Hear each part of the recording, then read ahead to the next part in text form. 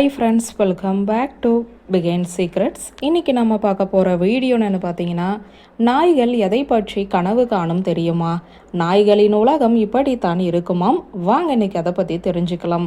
நாய்கள் பல நூற்றாண்டுகளாகவே மனிதர்களின் சிறந்த தோழர்களாக இருக்கிறது. நம்முடனே இருந்தாலும் நாய்களின் உலகம் மனிதர்களின் உலகத்தை விட முற்றிலும் வித்தியாசமானது.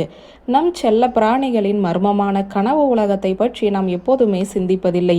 ஆனால் நம்மை போலவே நாய்களும் எல்லா வகையான கனவுகளையும் அனுபவிக்கிறார்கள் என்பதை நிரூபிக்க போதுமான அறிவியல் சான்றுகள் உள்ளன. மகிழ்ச்சியான கனவுகள் நிதானமாக இருக்கும், அதே சமயம் கெட்ட கனவுகள் அவர்களுக்கு அசௌகரியத்தை ஏற்படுத்தும். அவை உருமலாம், சினுங்கலாம் அல்லது கோபத்தில் கடிக்கலாம். எனவே உங்களுடைய நாய் தூங்கும்போது கவனமாக அவற்றை எழுப்புங்கள். 2001ஆம் ஆண்டு மேசசூட்ஸ் இன்ஸ்டிடியூட் ஆஃப் டெக்னாலஜி நடத்திய ஆய்வில் மனிதர்களைப் போலவே விலங்குகளும் கனவு காணக்கூடும் என்றும் அவற்றின் கனவுகள் நிஜ வாழ்க்கை அனுபவங்களுடன் இணைக்கப்பட்டுள்ளன என்றும் கண்டறியப்பட்டுள்ளது. இந்த ரிசர்ச் ஆனது எலிகளிலுமே செய்யப்பட்டது. அவற்றின் மூளை செயல்பாடு தூங்கும் போதும் பதிவு செய்யப்பட்டது. இது அவற்றின் இயங்கும் அல்லது அசையாமல் நிற்கும் நினைவுகளுடன் நெருக்கமாக தொடர்புடையது.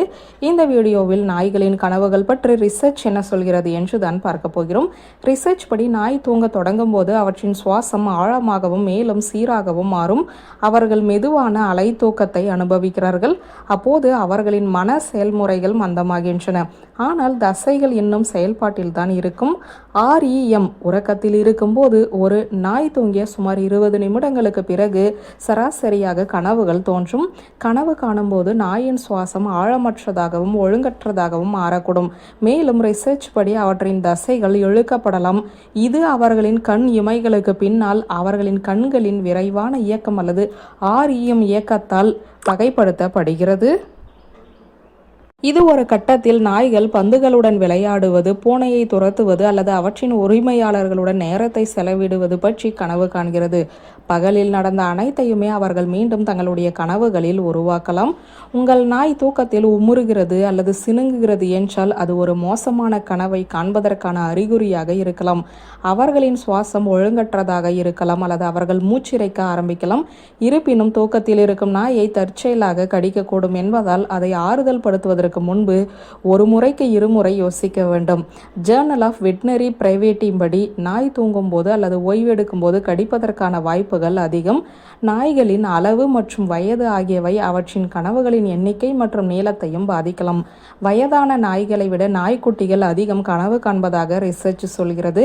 பெரிய இனங்களுடன் ஒப்பிடும்போது சிறிய நாய்கள் அடிக்கடி கனவுகளை காண்கின்றன.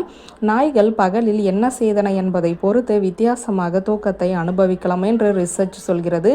அவர்கள் விளையாட்டில் சுறுசுறுப்பான நாளை கழிக்கும் போது அவர்களின் தூக்கத்தின் அயர்வு நிலையிலுமே, அதாவது நான் ரேபிட் ஐ மூமெண்ட் மற்றும் REM தூக்கத்தில் அதிக நேரத்தை செலவிடுகிறார்கள்.